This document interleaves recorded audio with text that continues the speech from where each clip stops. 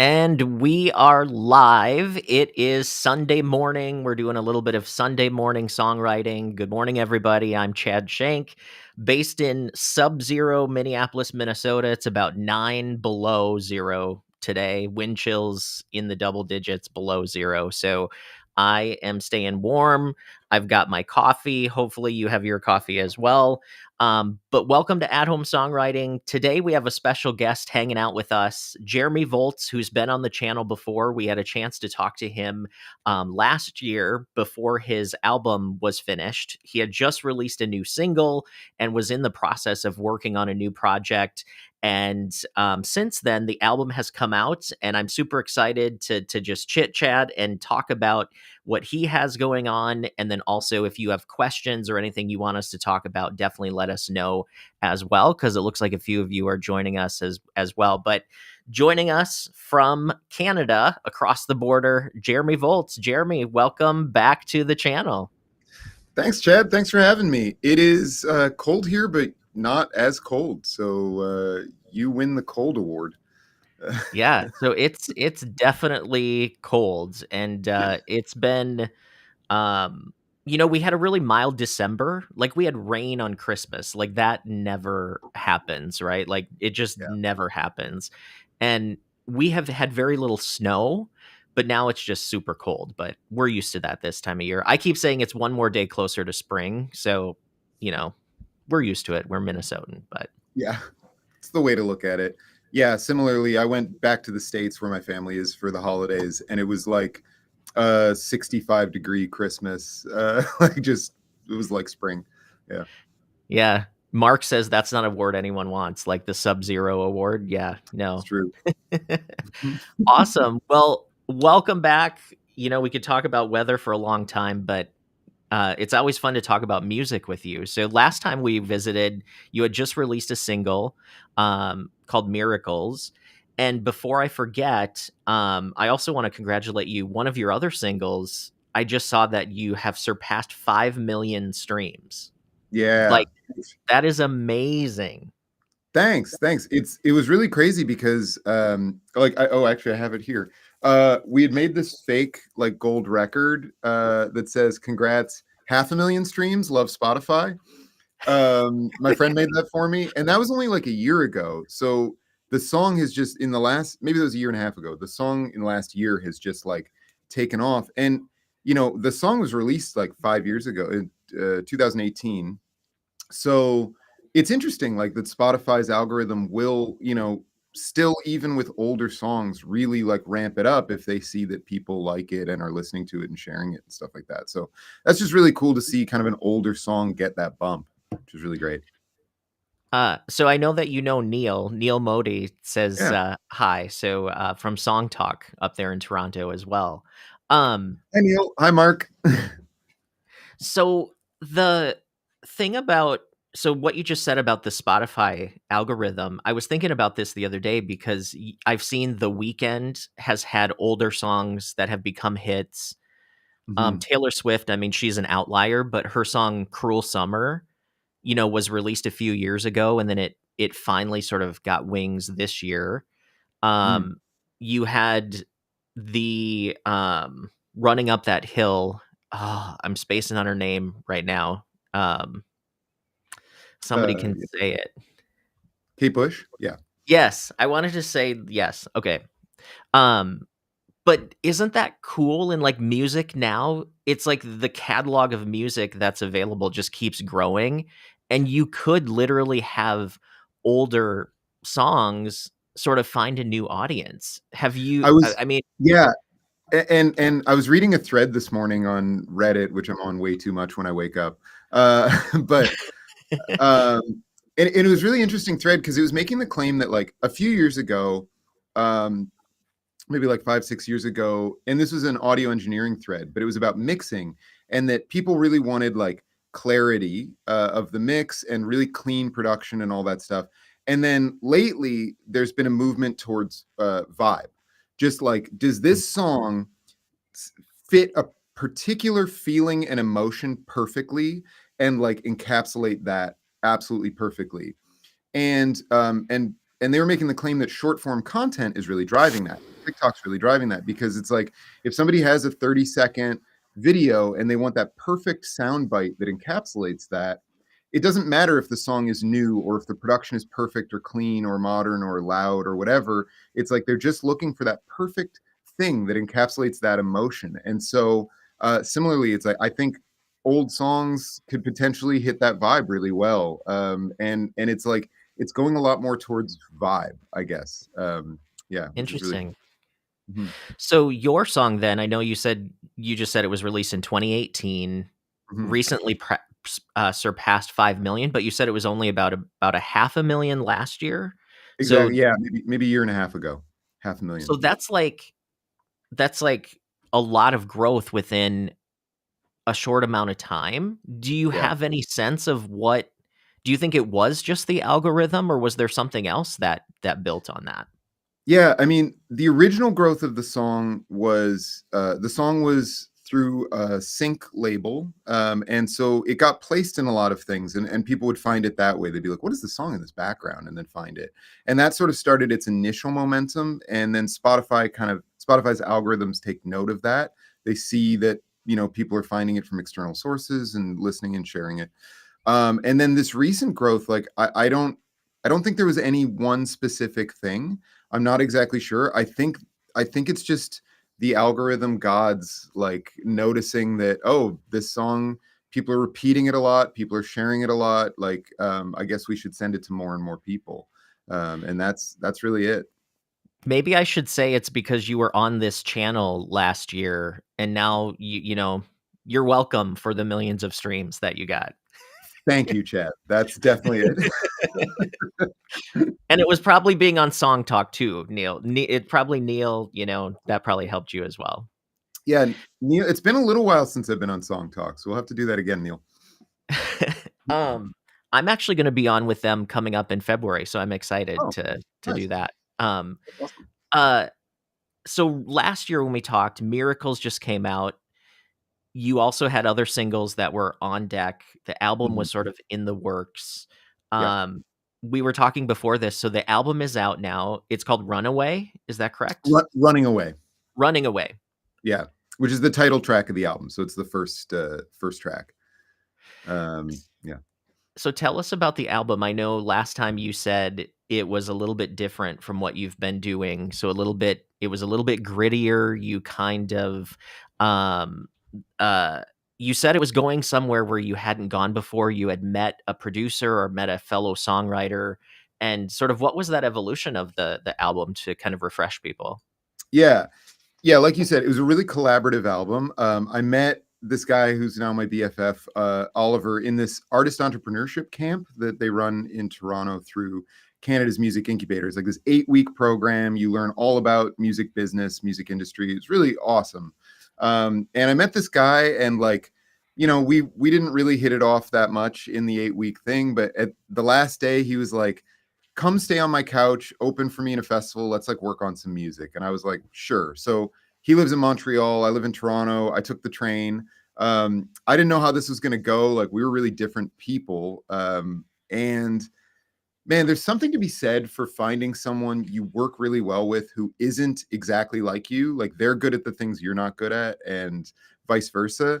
And that was exactly it. Like we just worked so well together. And that first week where I was staying on his couch, we did Miracles. And we were like, this song is awesome. And it was like he did like romantic pop, I did acoustic folk, and Miracles was none of those. Like it was just neither of those styles. It was just this weird thing that we created completely like outside of what we do, and we just really like loved it. We were just playing around. And so over the course of years, I would go to Montreal and we would do another song like a week at a time, or maybe a couple songs, until we kind of put together this album. It was so cool, like working with him, just working with a collaborator, being able to bounce ideas off. Like I felt like we were really good at challenging each other respectfully. It was like if somebody would bring an idea, it's like, I love that idea. And this I think would even make that idea better. And then it's like, yes. And so like you just get to like kind of brick by brick build to something that you wouldn't have been able to do by yourself. So amazing experience. Super proud of this album. Like, I think it just sounds like $1,000,000, and this is really cool. It does sound expensive. I'm assuming it, since you recorded it from, his place, it wasn't as expensive, but that's the beauty of the time we live in, right? Yeah, he is an incredibly talented producer. And if anybody needs a producer, like Oliver Charles Montreal is just like unbelievably good. And we did it, yeah, from his sort of like bedroom studio, but he has some really nice gear. And he is Cool. the most methodical person I've ever worked with. Like, you know, Interesting. because he's a singer himself, so even he would get me to sing in ways I'd never sung before, and could describe kind of how to do things, and like we would just do vocal take after vocal take until the sound was exactly perfect. And for me, like, that was such an interesting challenge. Like, a lot of times I'll go into the studio, do a couple takes, people are like, yeah, that was great, but like Oliver was like, that was good, but like just a little bit more air on this word, a little like pre-compressed just a little bit on this line. Like, it was so cool working with him. Cool. So, what did the songwriting process look like then? Were you, like, writing to tracks that he produced, or were you both sort of sitting down together? What was kind of the actual co-writing process?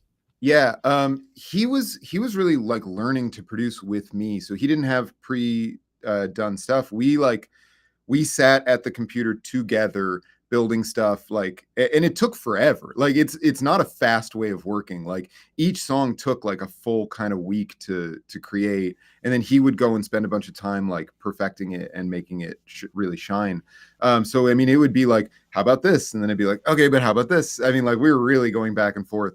Generally, we'd start with the music for the most part, music and melody, and then we would spend like a day or two on lyrics and just sit in the kitchen with notepads and really like go through the words. I do, when I write myself, I tend to do it differently. I'll do lyrics and melody at the same time, and then music later. I'll do the chords and stuff later, because I feel like the chords can kind of change around, and it doesn't necessarily impact the melody and lyrics so much. Sure. So it was cool to work in this sort of different style. So, were you coming up with chords and then melody, do you think, or um was it, uh I lost my train of thought because, like, right right when that happened, I touched a key on my keyboard, and I was like, "Did I just do something?" So, were you writing then a melody too, like a chord progression, or were you kind of doing what you just said, where you're coming up with a melody and then sort of finding chords for it, or was it a little bit of everything? Yeah, it was usually like we would often solidify chords and bass line. And the Mm, bass, we really focused on the bass on this album, like these really gritty, distorted basses. And often it would be like an organ, like a Rhodes or a Wurlitzer or something, through a guitar amp. That was like the patch that we really used a lot on this thing. cool. So you get this really distorted organ. It was really cool as a bass. Distorted Organ sounds like a band name too, by the Yeah, way. but like a bodily organ. This is definitely a metal Yeah, band. Yeah. yeah. Yeah, and like, so, and the bass lines, it was like, when you're starting with a bass line, you know, you tend to make them weird, like, because a bass line that's kind of going through really standard chord progressions is kind of boring if you're starting with that. So like, we would tend to go to really non-diatonic strange notes on these bass lines, and then it's like, well, what chord supports these weird bass lines? And then that really brought us out of kind of the normal like 1 4 5 writing, and the chords are weird on this album. and then Yeah. and then we would sort of craft melody that could flow through those chords nicely. That was often how we do it. Yeah.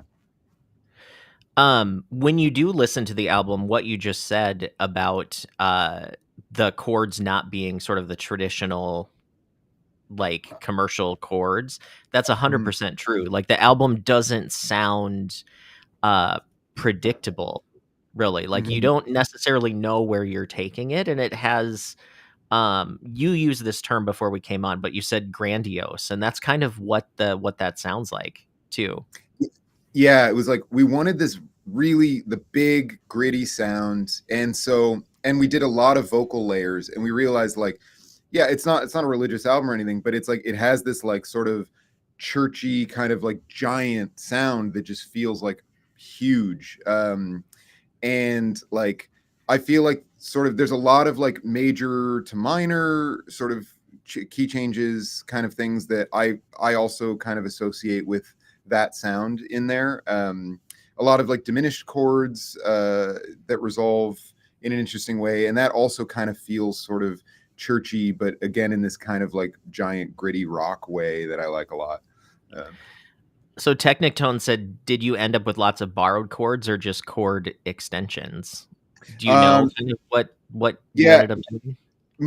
I would say we didn't use a lot of chord extensions because when you're working with like distorted sounds and like edgy, like, gritty sort of stuff, extensions usually just make it sound kind of muddy.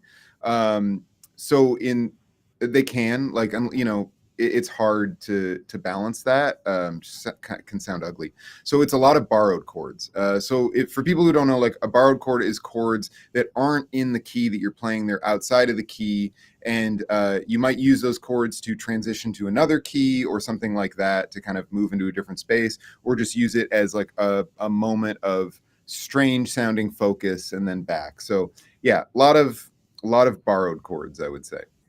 Mark says, "Is that math PhD influence of random bass walk?" So, aren't you originally a mathematician or something? Like, Yeah, that's what you went to yeah. school for. Mark's a good friend of mine, and he's calling out. I was a mathematician. I moved to Toronto to U of T to do my PhD in math. I got super burned out at the end of it, and I was like, I'm going to take a year off when I defended and got my PhD. I'm going to take a year off, and I'm going to do music full time and like see how that feels, and then I'll struggle and fail, and then I'll go back to math. But I didn't fail, which was great, and that music career sort of kind of launched better than I had hoped or expected. And I was like, well, I'm having a lot of fun and this is great and going well. So I kept with it. And I was like 6 years ago. So Awesome. yeah. Awesome. Mhm. Um, so I know you mentioned when you were writing this album, you said it took quite a bit of time, like a song a week at a time. How long did the album take kind of start to finish? What did that look like? It took 5 years Oh, wow. because we were not good at writing virtually. And I don't know if you guys heard about this pandemic thing that happened, but it was sort of a big deal. But it made it's sort of impossible to work together. Like we couldn't visit each other. So that was a big hiatus. And so during COVID, I kind of recorded a different album during COVID that I could do remotely at home with my band, and that was a much more organic album, and we released that, and that was really cool and did better than I had expected. We won Album of the Year at the Ontario Folk Music Awards with that album, which was huge. So it was really cool. And then once COVID and things sort of opened up, and I could go back to Montreal, we were able to finish up the album, do the last few songs, and finish it. So it was a long process, and it was cool how we changed and leveled up over that time as well. Like you can tell a difference between the early songs and the later songs on that album for sure. How many like, did you only record the songs that made it, or did you record more songs and then pick and choose? Yeah, we recorded only one extra song that was had a lot of potential and was good, but it was like this. It's just not quite what we want, and that's still sitting on my hard drive somewhere. Yeah. Got it, yeah. Mm. So, this style, you said it wasn't your style, it wasn't your producer's style necessarily, so it was kind of this new thing that you did together. Before we were on, you were talking about you were actually worried about people responding to it. Can you tell us about, kind of from an artistic perspective, taking a little, change in direction? What was that like for you as an artist? Yeah, that's a great question. I was really worried about it, as you said, and it's funny because everybody has a different perspective depending on where they are in the music industry when you ask them for advice. Any creative friend I asked, any music friend, they'd listen and they'd be like, this is different. It's a different act. You should create a new name. You should release this separately. I don't think this is like Jeremy Voltz. Like it wouldn't play in the same spaces. Like, what I had done previously would be, a little more folk, a little more stuff like that. This is being played in a different arena venue. And then any music industry person, any publisher I spoke to or marketing person, they'd be like, oh God, don't create a new act. They're like, you got to build that act up from scratch. You got to market it. Now you're marketing two acts. Like you barely have enough time to market one. And they were like, people will come along for the ride. It still sounds like you. It's still your voice. It's still your words. Like, don't overthink it. So it was really tough because I was getting advice from different people. um, but we just decided to release it as me, and it's been actually really interesting and tough, because like we were talking about before, Spotify, a lot of that is algorithmic. Spotify sends stuff via Discover Weekly or whatever to people they think will like this music, and that algorithm is based on artists you sound like and what the people who like the music you like are listening to and stuff like that. So when this came out, it didn't get a lot of algorithmic love because it was so different than the things that my algorithm was sort of tuned to. And it was hard to get Spotify to like send that to the right people because it was a new audience. But then interestingly, on Apple Music, where I didn't really have a big anything from my older stuff, this album took off way more than Apple Music ever had for me, because it was kind of starting fresh in a way. And so now, Interesting. like, Apple Music supports this album maybe more than Spotify does. It's weird. Like, we live in a weird time for music. So yeah, but what's been cool is, I have a band, and it's been fun to take these songs and turn them into something that fits with kind of what I do anyway. And that's just been like a really fun challenge, and I like it a lot. And it's cool to show off different styles. Technic Tone says, which artists were you inspired by to create your new style, or what would you say is kind of the similar, or who are similar artists? Yeah, I would say we weren't. What was really cool is we weren't honestly inspired by anybody. Um, at first, like when we sat down, it was like we had the keyboard and we started playing with plugins and sounds, and we're just like, that's cool. And it was only a bass or something. And so we were just really following what we thought was interesting and beautiful, and there was no talk, because sometimes you get in a writer's room and you sit down and you're like, okay, I think I'd like to write something that's sort of like Katy Perry-esque chorus with like a Billie Eilish verse. It was none of that. We didn't talk about anything regarding other artists at all. And then once we made Miracles, we were like, what is this? And then, and then we sort of talked about like, well, I guess it's kind of Imagine Dragons. It's kind of Ambassadors Act or Ex Ambassadors. It's kind of Rag and Bone Man. The like those were sort of the names that came up, but that only happened after we made that first song, really. That's interesting. Yeah, like as I listened to the album again yesterday and part of today because I wanted to refresh. It had been a little bit since I listened to it, but there I couldn't nail down like one specific like place that I heard influences from, but some of the things that you just said definitely stood out to me. But it still has you, like you said, it has your voice to it. So your previous songs, that's still there, but it's definitely different. And it has you mentioned the word vibe before. Like the whole album has sort of a vibe. Um Nice. Yeah. and it And, hmm, It go ahead. starts darker. I feel like it starts darker and then it gets lighter as it goes on. I don't know if that was on purpose or if that was what you were thinking or what went into that. Yeah, it was actually, sort of on purpose. We originally weren't going to make a full album. We were going to do like an EP, and all the dark songs were made first, and we were like, cool. There's this like dark EP, and then it was like, what if we do like a light EP after, and we release it as two sides, like a dark and a light. And so the later half of the album, we were like, it was intentionally lighter songs, more Cool. hopeful, more uplifting, like a little more major sounding. But then we sort of scrapped the two EP idea, and just made a full length because we were like, well, you know what, this feels okay. That, and also like from an industry standpoint, it was a bit of a tactical move of like, awards and things like that. Generally, like, it needs to be a full length album. It's hard to kind of like you don't get awards for EPs and stuff like that, generally speaking. So it was Mm, a tactical marketing decision to make it all one album. But that sort of explains that light to dark kind of transition you're talking about, or dark to light, I mean. cool. So Mhm.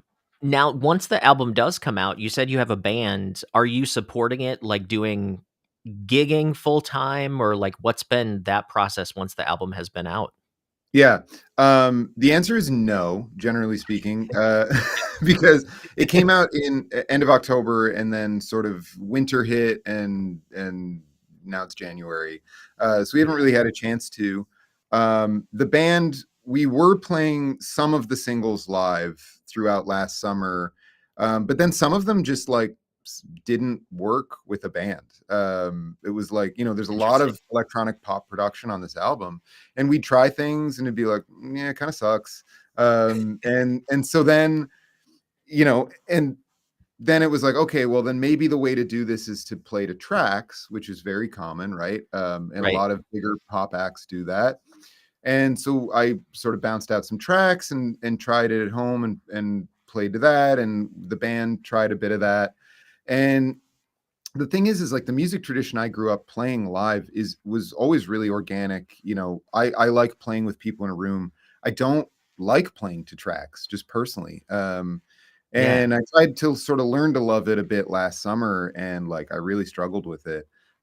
So yeah, that was tough. So we took the songs that we could do and do them justice, and we kind of had to leave some by the wayside that just wouldn't really work in that form.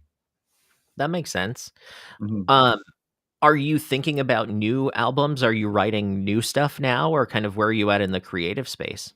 Yeah, I'm 2024. I'm extremely excited about. I've just been, because I was focusing on this album and I'd done that last album over COVID.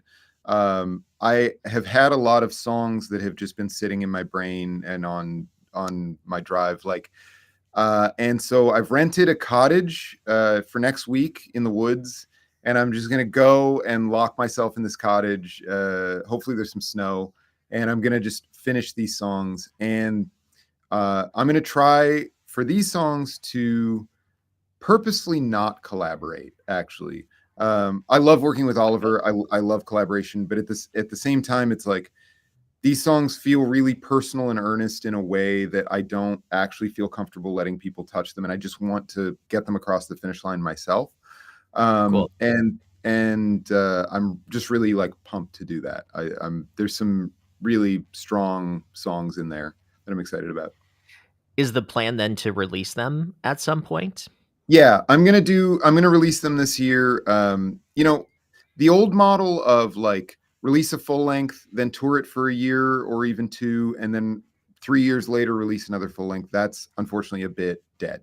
Yeah, I think we have to be consistently releasing music nowadays. So yeah, I can't wait too long. Like I would love the old style of like, well, it took 5 years to make that album. Like, how can you expect me to release music so quickly after that album came out? And we're yeah. still marketing and pushing that album, of course. But at the same time, yeah, I got to keep making hits. Neil asked if you'll have internet access at the cottage. Yeah, I want to just talk about a few comments. Yeah, I will have internet access, but I hope not to use it too much. I'm going to go old school with like a journal and handwriting lyrics. Usually I use like Google Drive, but I think there's something to be said for like handwriting. So we'll be doing that. Cool. And then Neil also talked about Marlon Chaplin, who is a great artist. I used to be in a band with him, actually. I played bass, he played guitar, and his partner sang. He's a really great dude. And yeah, he's awesome. Definitely check him out. Cool. I was gonna ask you if you knew who that was, so that's awesome. Yeah, yeah.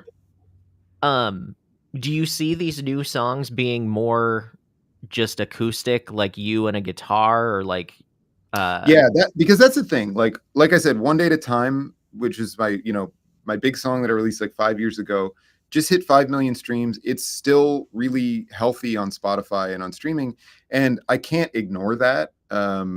And I would like to serve that audience also, and I don't think they were served by this last album.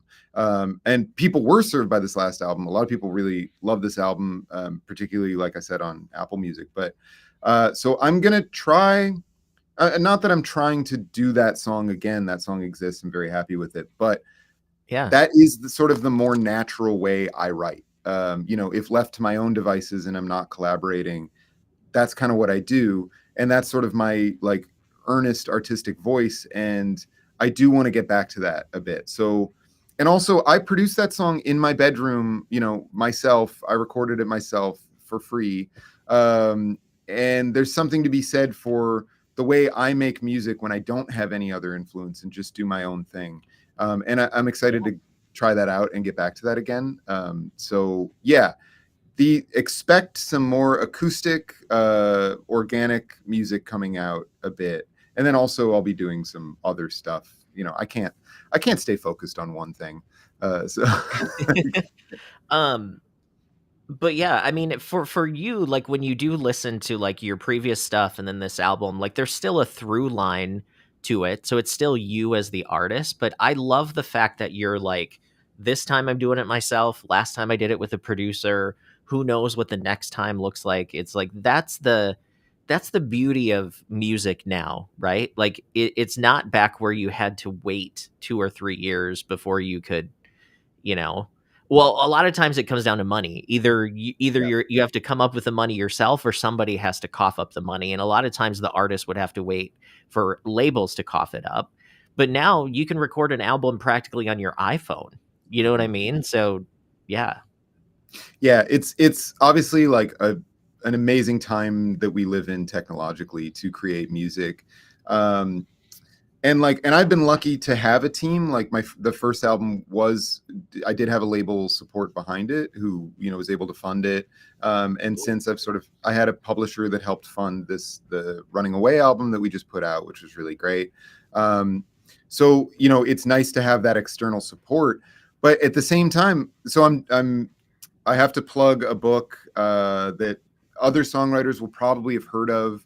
It's called The Artist's Way by Julia Cameron. It's kind of like considered a Yep. Bible for creatives, and it is a difficult process to work through. I just finished my first work through of it, and then I immediately went back and started on week one for 2024. So I'm doing it Awesome. again. And, that book is just about like finding out what delights you as an artist, what delights your inner child. And that's the thing. It's like, you can't think too much about what other people want to hear from you or what you've done before or what will fit current market trends or whatever. You really, a true artist, I think you really just need to be delighting yourself. And then recognizing that if you're delighted by it and you love it and put everything you have into it, other people will too. So in October, I had COVID, and Mm. it sort of messed with my voice. Like since then I have not been able to sing as well, so I've been really, like, self-conscious about, like, everything I've been doing, and I feel like it's not as good as some other things. Not looking for sympathy, but do you have times where you look at your own work and you're like, "Ugh, like, I need to get out of this slump"? I know you said we just talked about delight, you have to delight yourself, but do you have those moments too? Yeah, like, I mean, for sure. I think every artist goes, being an artist is just ups and downs constantly. I think oftentimes, actually, when I open up like an old session or something that I'm like, this is going to be bad, it's usually better than I always think it's going to be. And it's always like, well, there was something here. And a lot of times I'm more of an ideas guy, and I have a lot of music imagination. So when I open up something and I hear what I was trying to do, or I'm hearing what it could be, or I'm hearing the idea that was a good idea, I'm still delighted by that thing, even if I recognize like, okay, yeah, but I'm flat or pitchy or the tempo's off or like whatever. Like it's easy to Yeah. hear the mistakes, but I think it's also really important to recognize like, but there's a good idea here. And if this was executed differently, I think there's really something there, because the execution can always change. You could write a song and you could record it 10 different ways. You could hire another singer to record it even, and release it as a producer or something like that. Like the execution should always be thought of as separate from the idea, in my opinion. Interesting. Yeah. Mhm. I just wish I had your voice, that's the deal. Well, Yeah, I mean, I recognize I'm really lucky to have the voice I have, and I didn't do a lot of vocal training as a kid. Like I was, it just sort of came out, and it came from singing loudly in the car, during my high school years. But and so I was always a singer, right? I would do cover gigs. I would sing other people's songs. Um, but the songwriting is the thing I had to fight for, because when I started Mhm. writing songs, it was absolutely horrible, and it drove me crazy. And my problem solving brain would not let go of, like, why do I love the Stevie Wonder song so much? And when I try to do something similar, it's absolute garbage. And I was so hard on Yeah. myself as a songwriter, but and I just became obsessed. And that's where I really had to do the work. Um, we were talking about Spotify earlier, algorithms, playlists, all of those things. How so I've been listening to these different playlists because I've have some publisher connections, and they're like, we listen to certain playlists on Spotify, and if you want to sort of know what's coming next and sort of what's happening, like listen to these specific playlists and like different things like that. I listen to the playlists and every single song sounds exactly the same. I can't tell the artists apart. Yeah. Um, I've always been a person that gets mad when people say like, "Oh, well, music, everything just sounds the same." And a lot of times people say that about pop. I'm actually talking about if you've listened to any country playlists lately, Mhm. country is really there too. Like, what do you think about this? I guess playlistization of music now. Like, have you experienced that, or what are some thoughts that you have there? Absolutely. Like for this album, I worked with a marketing team, Auteur Research. They're awesome, based here in Canada, and they started as a playlister, and they'll be very upfront. They'll just be like, this song is too weird to be well defined for a playlist. And we had that problem a lot with this album because, like you said, this album is like, it's not exactly anything I've heard before, which is what making art should be and is. But yeah, but I also understand it because, if you are going to, I don't know, go into your kitchen to cook or something, and you just want to put on a playlist of something that you enjoy and you love, like, I get wanting to kind of commodify that and just have a playlist that's really, really cohesive and makes sort of sense to the listener and user. I think they're separate things. I think if you want to chase the playlists, you can, and that is a thing you can do. Maybe you have one song on your album or two songs on your album that are going to nail that, and you can focus on that. But also, as artists, like, the playlists are probably not going to build your fan base much because people are just listening through them. They're not even looking at the names of Mhm. the artists. They're not looking at who wrote that. So it'll get you plays, but it won't get you fans. And I think if your goal as an artist and a musician should be to build a fan base and a community, and those people love what you do because they love what you do. And that's just a really different strategy. I think both are, like, okay and valid. They're just different, and probably you should do a little bit of both. Um, Looks like somebody said Rick Beato just did a video on why all music sounds the same now. I'll have to check that out. I Oh yeah. haven't seen that. What else we got? We got some other comments here. Mm. It sounds similar to how people say that you have to fit a specific genre. Maybe that's because of playlists. Genre actually sort of came about because of radio, right? Like they had to figure out where do you play this, or how do you start to like reach an audience. Um, so Mhm. the thought process here, and I don't know if you've read the book by Rick Rubin, um, the The about Creative Act. creative. What's that? The Creative Act, I think is the Yes, name of have it. you read Yeah. that? My dad Um, got it for me for Christmas, and it is, like, sitting on my shelf, and I have yet to crack it because I've been working through The Artist's Way, which is its own beast of a book. they're both, yeah, both are great, The Artist Way and, Rick, but I watched a video by Cosmic Academy, who's also on YouTube, and Cosmic Academy is kind of a artist development company, and they said their point was there's a difference between art and commerce, right? Mhm. Where, Rick Rubin is very much on the art, like, let it speak to you, just do what you want, like, don't think about the audience until it's done, like, just when it's done, find the audience for it. But at the Mhm. same time, that doesn't work so well when you are a musician trying to make money with your music. You kinda have to make the food that people wanna eat, right? Like, you sorta have to do that. So there's this line of, like, art versus commerce, and the most artistic doesn't always win the money game. Does that make any sense? It does, yeah. The truth lies in the middle somewhere. Sure. Because like as if you're chasing things that you think will sell, you're always going to be behind because you're always going to be Yeah. making something that already exists. And it's like, I got when was first writing music, and still sometimes I get compared to John Mayer a lot, and it's like, and I appreciate that, but I also hate it because, like, well, John Mayer already exists. We don't need a copy John Mayer. The world doesn't need that. If I chase that because I'm like, well, John Mayer writes really good songs. People love that. I'll just do that. Um, I'm not really contributing anything, and I would have a hard time selling that. Instead, if I can make something novel, but not just novel for novelty's sake, but novel because it doesn't exist and people want it to exist and I want it to exist. And I'm making something that I believe the world needs and wants because I love it and because it's not out there already. Then I think that's saleable. I mean, if you think about any small business, right?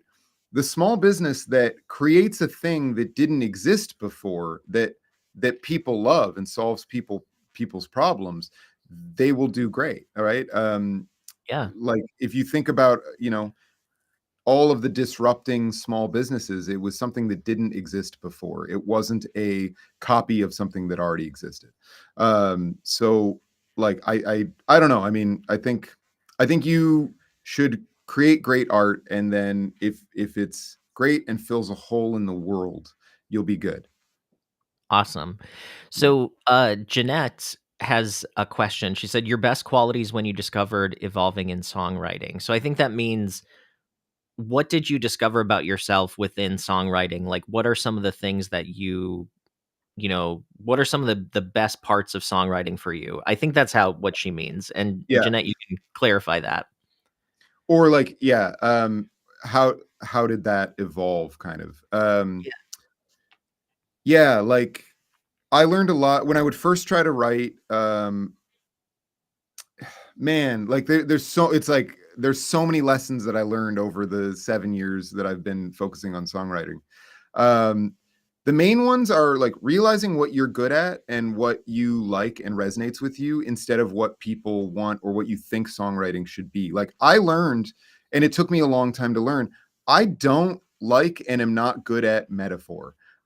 Just straight up, I don't write with metaphors in my songs. I tend to write and enjoy really conversational slice of life moments. I like painting a scene. I like thinking almost as like a filmmaker of like what are the shots and a song kind of taking you through shots instead of more poetic metaphorical lyrics. And that took a really long time to learn because I would try to write metaphor because I was like, well, you're supposed to write poetry metaphor, and it was bad, and I didn't like it, and it hurt me to read what I had written. I'm like, this is awful, um, and like learning what you like and resonate with you is one of the most important lessons. And that's just one example. There's so many examples of like, about trying to fit too many lyrics into too small a space, letting things breathe, giving space, repeating is okay. Like there's so many lessons that you learn over time, and it's a journey, and you just have to always think of yourself as you always have to think songwriting is a skill that I get better at over time. um Mhm. that's Yes. it. Yeah, it's a skill. Technic Tone says, if songwriters weren't creative and didn't dive into experimentation, there wouldn't be any new genres. Yeah, Absolutely. And a yeah, lot of new genres come from fusing genres together. yeah. Um, I mean, my example of this in the last like 5 to 10 years, I would argue that Billie Eilish really created a genre herself. I Yeah. think her recording style and production style that Phineas did, like, and her vocal style and production did not really exist before her. And she blew up. Of course, it was incredible. It's so compelling. Bad Guy was it was an amazing track um, because it wasn't copying anyone. Right. Yeah. Mhm. And now you have a bunch of artists who are trying to sound like Billy because that made money, and then everybody else wants money. So that's Exactly. yeah. Yeah. It's Try to be Billy. Don't try to be the people copying Billy. Yeah. correct. Or try to be yourself with influences of Billy, right? Like, Yeah. yeah. And that's Mhm. been the music industry for forever. It's always been, whatever's big, it's sort of everybody starts doing that. The market gets saturated and then something else comes up. Um, yeah, for sure. Mhm. Um, you said something before that really there's a lot of people that disagree with it. You said songwriting is a skill that you can get better at. Yeah.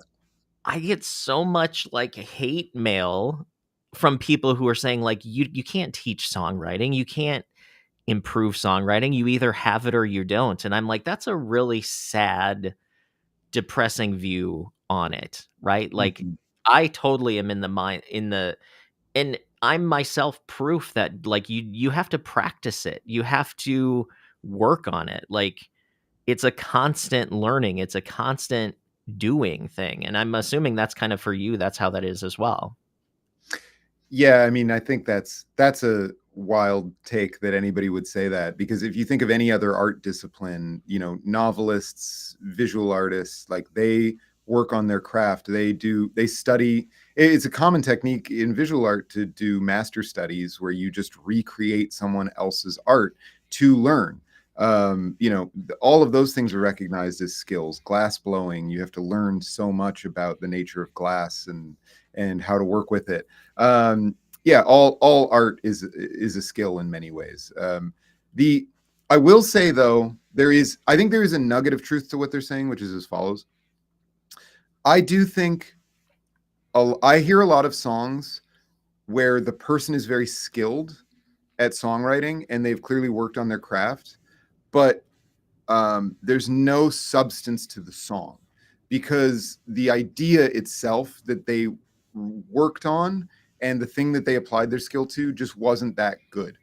It didn't really have anything that speaks to you or speaks to anyone. It's maybe an idea that's been done a lot, many times before, and maybe they have some clever phrases and clever turns of clever ideas in the construction of it, but the fundamental idea, I just don't think it's saying anything.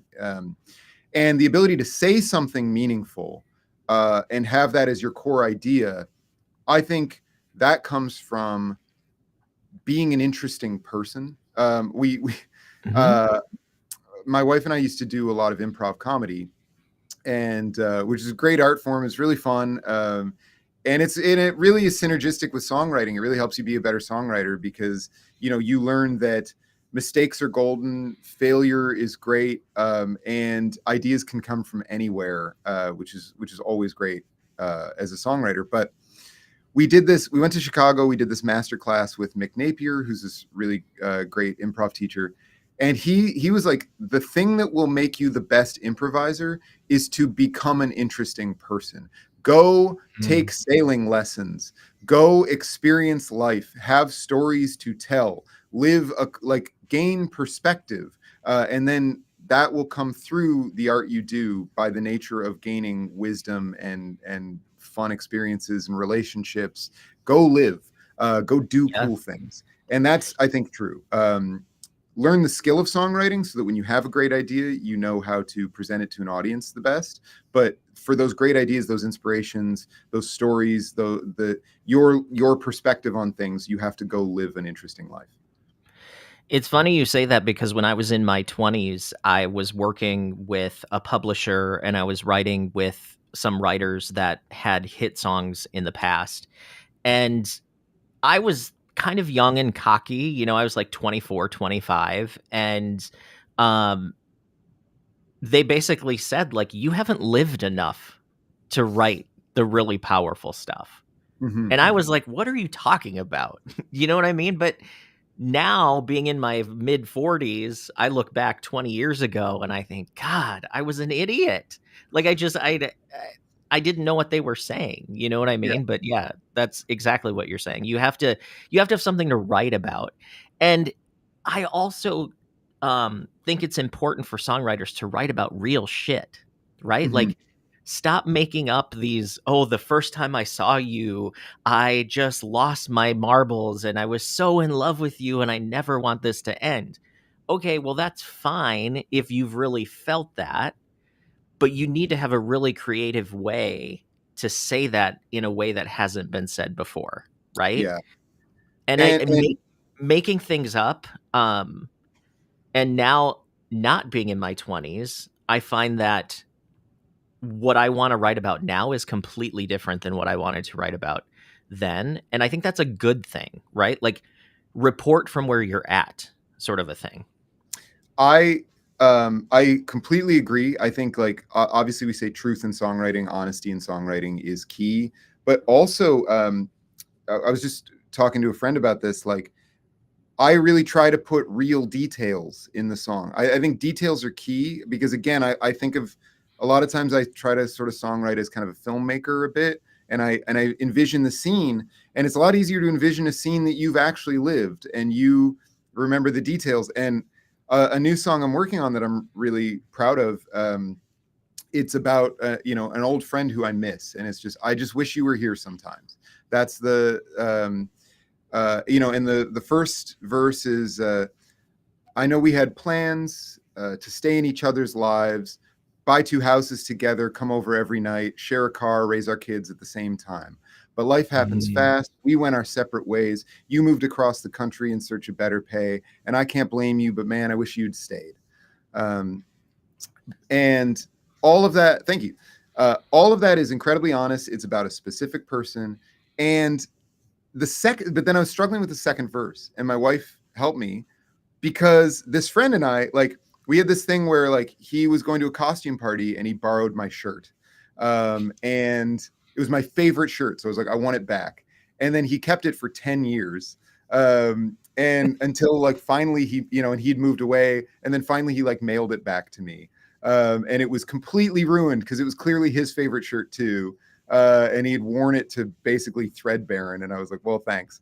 Um, and so the second verse, I was like, that's such a great weird detail. Like, and you would normally, if you were Yeah. setting out to write a song about missing somebody, you would never add something like that, but that really happened, and so I want to use that. And so the second verse is I still have your shirt that you lent me on Halloween. I went as you, yeah, and you went as me. No one could tell what the hell we were supposed to be. Um, and and I just like loved that, like, oh yeah, that's a dumb thing you would do in like college or university, where you go as each other for Halloween, and it's just like a dumb little detail, but it adds realism to the song. I love the shirt idea. Like, that's what I'm talking about. Like, that's a really cool concept, and you can think about, like, every time he wore that, he probably remembered you in a weird way, right? Like, Mhm. he knew it was your shirt, Mhm. but it was, like, that connection to the past. Yeah. Um, Technictone says, recently watched Andrea Stolpe talking about writing common themes through a lens to make them new and original. Have you come across that? So that's a question for you. But before you Yeah. answer, I think the Andrea Stolpe group was where I actually discovered you the first time because you've gone to her workshops and things, right? Yeah, exactly. So Andrea Solby is an awesome songwriting coach. Absolutely love her. And me and a friend went and drove down to the Catskills for like a week long retreat with her. And it was awesome. I highly recommend it. It was really great. We did a lot of co-writing with kind of random people. And one of the songs that actually we co-wrote out of that retreat, we ended up recording for a different artist. It's not my song, and it's done like really well. I think it just hit like 150,000 streams, I think, on Spotify. In about a year, and it's just a Awesome. great song. Really proud of it. Yeah, that was an awesome experience.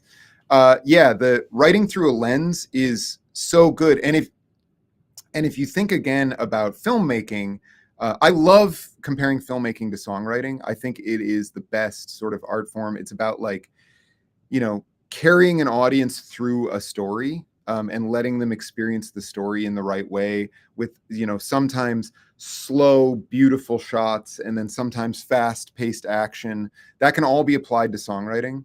And for me, the lens is like, could be considered genre in filmmaking. It's like, what's a love story through film noir? What's a love story through detective, gritty detective novel? What's the, that's all sort of lens work, and I think is just really great. Like you will get different, like the movie Drive is a great example of like that has such a strong directorial lens and is such a kind of terrible story.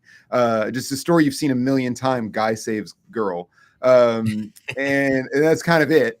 There's not much more to it than that, but the lens was so incredible, that movie blew up.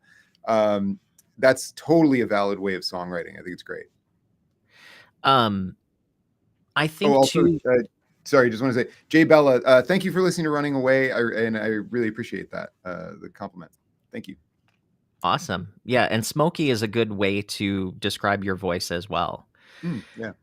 I think uh with Andrea, like when she talks about going through a lens, I think it really is sort of like filmmaking, but also like where's a cool place to put the camera, right? Mm, Like, are you going to do the standard shot, or are you going to look at it from a different perspective? Like in your case, the song that you were talking about, like it would be fun to explore like that t-shirt as sort of or the shirt that he borrowed through the lens of like what did that mean in the relationship and art. Like, is that a metaphor for anything else? I know you said you don't like to write in metaphor, but that's a good way to say like, what, maybe just me thinking out loud, you said that, you gave the shirt to him, it was in good condition, he had it for 10 years, he wore it and it came back and it was well worn. It's like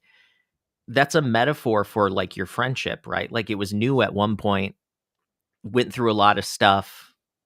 We both had times where we were really connected, and now it came back, or it's well worn and it still fits. You know what I mean? So mm. you're thinking of your relationship as that t-shirt. So that's my tip to you, Jeremy, is that's how you think about metaphor, is through the lens like that. Yeah, it's true. I guess my when I when I was first songwriting and I thought about metaphor, I thought about it in the like poetry sense. You're Yeah. absolutely right. I do use metaphor in that whenever I'm thinking about a relationship, I do try to think of a scene that captures that relationship perfectly.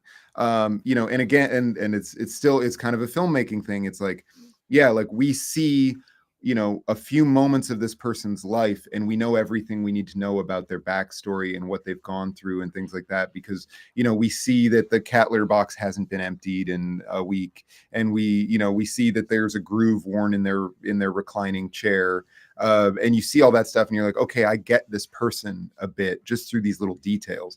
And you're right, in a way that is metaphor. And you're right, like you could attach a camera to this shirt in my example, essentially, and you'd see the shirt, you'd see him putting on the shirt over time as a time lapse, and like and you see the journey of that shirt and you see the relationship around that through the lens of the shirt. Yeah. Is totally a way to write. Yeah. Question, this is probably for both of us. Do you think you could change lenses between verses, or would you use the same one for the entire song? Um, so there's two different ways of thinking about this. One is completely changing the scene, completely changing the lens, and having it being more like a travel log. Like here's one situation, chorus, here's something completely different, chorus. Mhm. That usually doesn't build as much like intimacy, and it doesn't help the emotion of the song build as much as if you just continue sort of the same concept with a little bit different of a twist. So like what you were saying with your song as an example, to me anyway, is you're saying this friend moved away, got another job, and you didn't use the word, "Hey, you moved away and got another job." I love the way that you said you showed us it was for more pay or whatever Mhm. the lyric was, which I thought was Yeah. great. Thanks. So you're kind of zoomed out, like, here's the situation, and now in the second verse, you're zooming in to a more specific scene. Yeah. So it's not completely changing.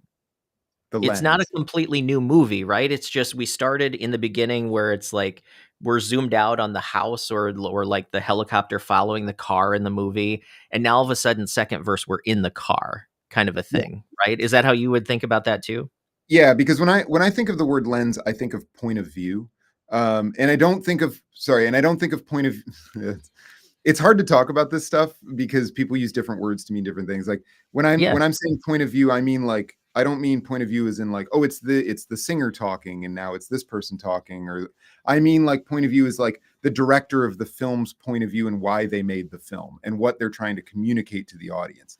Yeah. And that point of view, the point of view of me as the artist trying to get something across, that lens is not changing, which is like, you know, the song is nostalgia, remembering good times, not blaming anyone, but just wishing that you were here and showing and communicating to the audience how comfortable that relationship was and how meaningful it was and how I still think of them often. And that lens through these showing these little memories, these little snippets of our lives, that's not changing, even if the memories I'm showing are different or exactly it's like jumping from exterior shot car night to interior car day. Like the shots are different but the point of view is the same, the lens is the same. Did you study filmmaking? Have you done films in the past, or is it more just kind of your awareness? Yeah, good question. I bought a camera over COVID and then started doing started doing little like short films and stuff like that and realizing how much I don't know. Again, it's sort of my songwriting journey and being frustrated as to like, well, in my head I thought this would be good and it wasn't. And so then just having to learn a lot. And yeah, like that's taught me a lot is just by doing and failing and then yeah. Yeah. Um, Wally asked, "Can anybody provide info where I can read about Andrea Stolpe's writing themes through a lens?" I would say get her book. She has a book, called 10 Steps to Storytelling or something like that. It's 10 steps something, but on her website too, andreastolpe.com is where you find all of her stuff, but I also highly recommend her retreat as well. Mhm, mhm. Jay Bell said, took acting classes, totally relate. Yeah, acting classes and improv like are great. It's like acting is like embodying a character and a point of view that isn't your own to tell a story. And like that is an incredibly useful skill in songwriting, obviously. So like, yeah, songwriting can be you might become a better songwriter by not focusing on songwriting a little bit and focusing on something else that can sort of synergize those skills. And like acting is a great example, improv is great, all sorts of hobbies can help. Yeah. So when you're writing a song then, especially for when you're writing a song for you as an artist, like, do you see it as yourself telling us something, or do you see it as a character telling us something? I see it as myself Okay. now. I've written as a character. The song on the last album, "Feeling Down," which is the last song on the Running Away album, and we're really proud of it. Oliver and I wrote because Oliver's partner, her aunt was passing away, and we wrote it kind of from the perspective of her family, like the family that was sort of left behind. And it wasn't exactly our story. We really tried to put ourselves in that shoe and write it from an external perspective.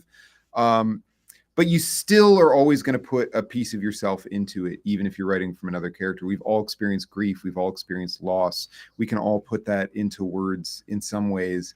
Um, so that was, I have done some of that and it's worked really well. I love that song.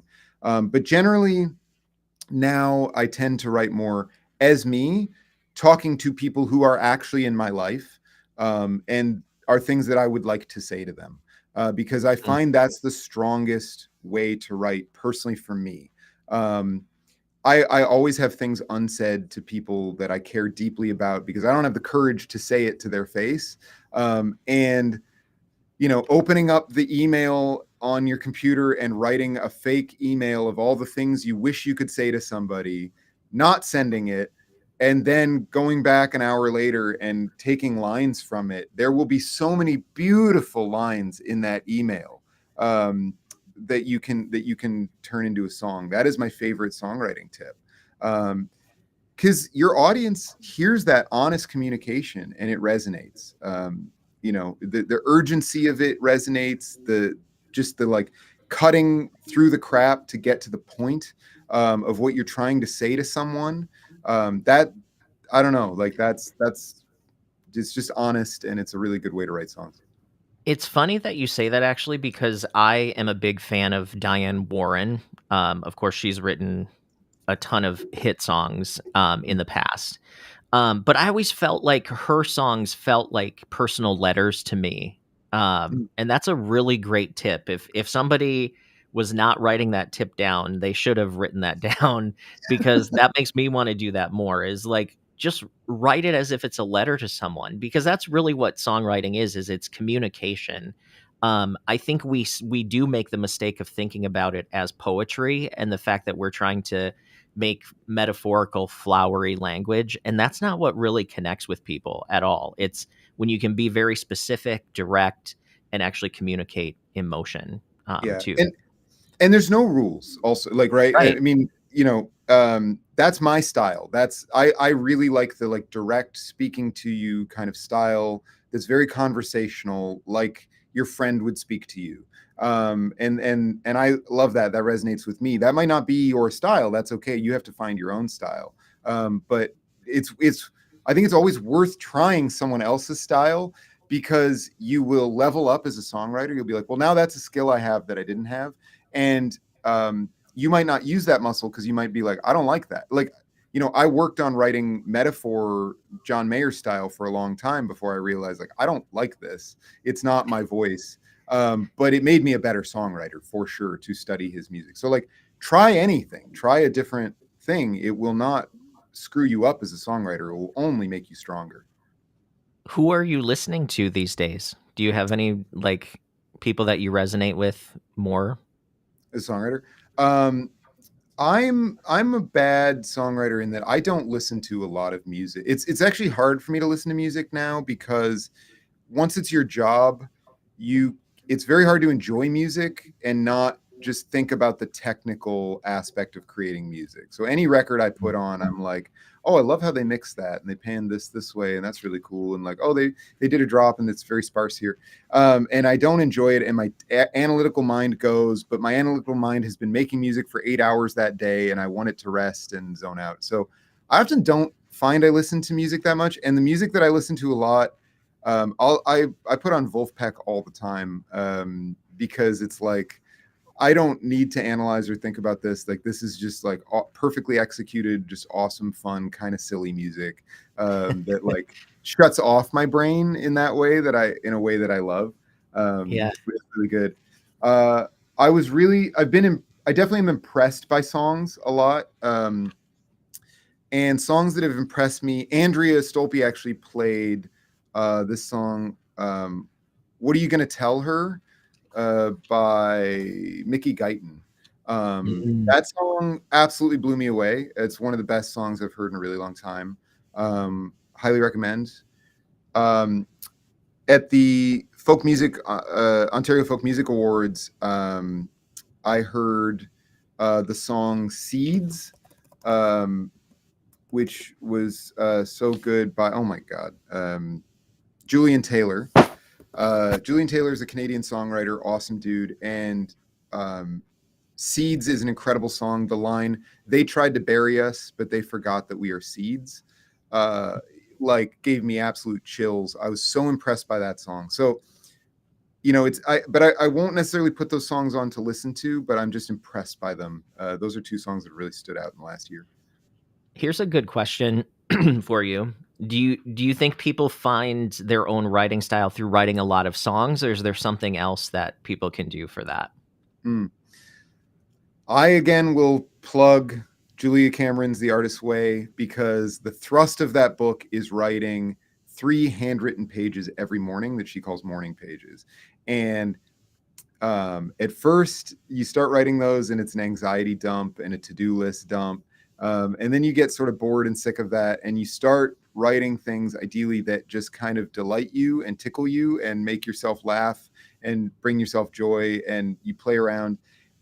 That any sort of writing is good. It doesn't have to be songwriting. I think actually songwriting can be too prescriptive at times because we have to follow these rules of rhyming and meter and syllables and blah blah blah. And so you lose the forest for the trees. You're too focused on the detail, and you aren't focused enough on what you're trying to say and what would delight you and delight an audience. I think creative writing is awesome. I think absolutely read literature, read novels, read sci-fi, read young adult fantasy, read whatever you like that delights you, but reading and just any writing is great. I do think the more you write, the more you discover your thing Mm-hmm. too. Or at least that's what happened with me is I'm a conglomeration. That's a new word I just made up. I like it. I'm a glob of all of my influences thrown together with my own weird twist on it. And no matter how hard I try to escape like the chattiness of my songs, it's always there. But then I Mhm. think of other artists like Taylor Swift. Like Taylor Swift always sounds like Taylor Swift. Do you Mhm. know what I mean? Like Yeah. it's okay that I always sound like me, or you find what your thing is. A lot Yeah. of times too, like you said, like you'll try to write in the style of someone else, and then you'll play it for somebody, and they'll be like, "Yeah, it sounds like you," because you can't turn yourself off as much as you think you can. Right. So you don't have to worry about it that much. It will be you because you're you. You Yes. can't turn that off. Like yeah, so you don't have to struggle too much. Um I love that you mentioned Julia Cameron. I have the book. I've gone through the book multiple times, but I also have it on Audible, so I'll listen to that. It's just very inspiring, even though it's not directly related to songwriting. It Yeah. it it was formative for me in a lot of different ways. I realized through reading that book, I didn't really accept myself as an artist uh, through that word. That word did not Mm. feel like something I could take ownership of because, like I said, I've got a math background and a very STEM sciencey person. So when I started songwriting, I treated it as an analytical study of artists. Like I'm going to learn how to songwrite through a very scientific way, and I had spreadsheets, and I really did it in an analytical way. And so I never thought of myself as an artist. I was a scientist studying artists and copying them and trying out what they do. And that was a really dumb way to look at it. Of course I was an artist, of course I had a point of view and something to say, but I never thought of myself that way. And so I didn't do things that fed my inner artist. And Julia Cameron talks a lot about that. Like, she talks about taking yourself on an artist date to go to inspiration, go to an art museum by yourself, and realize that you actually think it's really stuffy and you hate it, or realize that you love it and it inspires you. Who knows? You need to discover your artist self and feed it. It's your inner child and you have to feed it. And I just did not think that way because I was a science math person. And that has been like absolutely transformative. I'm finally like accepting like, no, I'm an artist. I'm not just pretending to be an artist. And that's been huge. Awesome. Mhm. And if anybody else has any questions, definitely put them in the chat. I did want to tell everybody about something that I'm doing coming up in March. So I'm actually doing a 2-day online melody writing retreat. So it's going to be like a Saturday and Sunday. I'm going to basically, over the course of 2 days, give you like everything I know about writing melodies and how to make melodies more catchy, how to make them connect to lyrics, we've got a good number of people that are signing up, but there's still room. Spots are limited, but definitely go to athomesongwritingcourses.com. That's athomesongwritingcourses.com, or use the little QR code here. But definitely check that out, because I think it's going to be a lot of fun. And here's the link across the bottom of the screen too. So yeah, it's online, so you don't even have to leave your house, which is good. So I'm gonna put that in my calendar right now because that actually sounds great. Like melody is people think they're better at it than they are. There's actually a lot of tips and tricks to making your melodies stronger. So that sounds awesome. yeah, I think it'll be fun. Like I truly believe that people don't have a shortage of good lyric ideas. I think most songs that I hear from people that I teach and people that I work with, they have a really good sense of like what would make a good song. But I think the quickest way that they could improve their songwriting is to improve their melodies. I feel like once I focus more on melody, I think my writing improved. You hear a lot of hit songwriters talk about melody being king. Mhm. I think in some genres it is more than others, but at the same time, you need a hook to hang. And I don't mean hook as in songwriting hook, but like an actual hook that you hang your coat on, right? Like that melody is what the lyric hangs on. And that's the melody is the delivery vehicle of the lyric. So yeah. I my wife, I'd written a bunch of songs, and my wife pointed out, she's like, "Hey, your songs always like go like the notes are always close together. You never like jump to like a high note." And I was like, "What? Yeah, I do." And then I thought about it and I was like, "Oh my God, you're right. I don't like just like start like just have big jumps in my melodies." And that was a blind spot. And I didn't even realize I was doing it. And then it was like, "Oh, thank you." And then I started incorporating that more, and it just made my melodies stronger. Like we all have kind of like blind spots where we think our melodies maybe are like strong, but like you can always learn more about melody. Mhm. I also think that we all make the mistake of like relying too much on what's the lyric is saying, and we just kind of fit it to however it sings the best. And sometimes how it sings the best is not always the best delivery of the message, if that makes sense. Like it Yeah. doesn't there needs to be something else there as well. I started actually through COVID writing like instrumental music, and I would listen to Mm. John Williams because he's the best, and I would just like take the Indiana Jones theme and do the melody like da da da da da da, da and then be like, okay, I want to create a melody that resembles that but is different. Like, what are the notable characteristics of that melody? What makes it good? And I learned a lot from just that, like John Williams, masterclass of melody writing. Yeah. Yeah, Neil says whistle or hum your melody to know if it's any good. Mhm. Yeah, that's one way of testing it out. Technic Tone is asking me about the acoustic foam that's on my back wall. Does it do anything? Um, it's just foam. I would think that it does something. I just put it there because it kind of looks cool, and then I also have some foam in other parts of the place, and I don't know if you can see the strips in the corners. Those are Mhm. supposedly bass traps, but Bass drum. it's ultra cheap stuff, so I don't know if it actually does anything. But I actually use SonarWorks Reference ID to actually tune my speaker, so it takes some of the room acoustics out of what I listen to while I mix. Nice.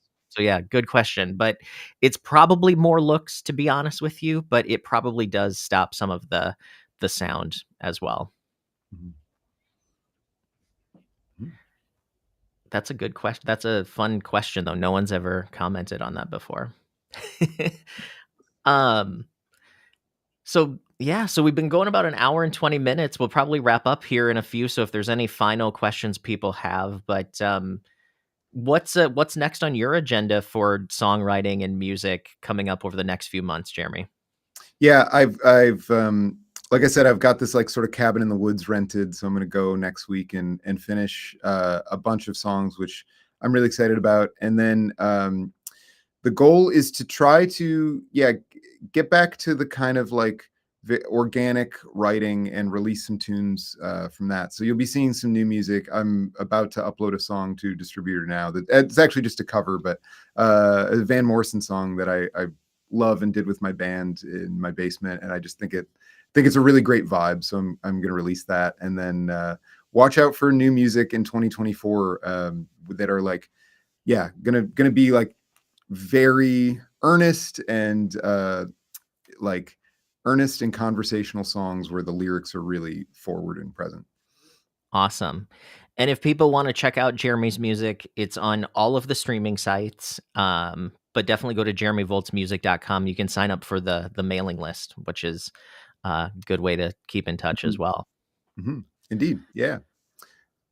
Awesome. Well, Jeremy, thank you so much for coming on the live stream. We'll have to do this again when you have new projects. And thanks for everybody who had questions. Let me just make sure we're not um, skipping anything. Neil says lots to think about, metaphor or no metaphor. Mhm. Um, it just depends on how you want to say things. I think metaphor can be a really good way to say a lot in a short amount of space. Like if you don't have a lot of real estate in a verse or something, um, it's a great way to show somebody something through one object to another, right? Mm. Like, the fog was a cat that snuck through the night. You know what I mean? Like that tells you something without a lot of words. So Mhm. that's one way to use metaphor too, for Mm. sure. Yeah.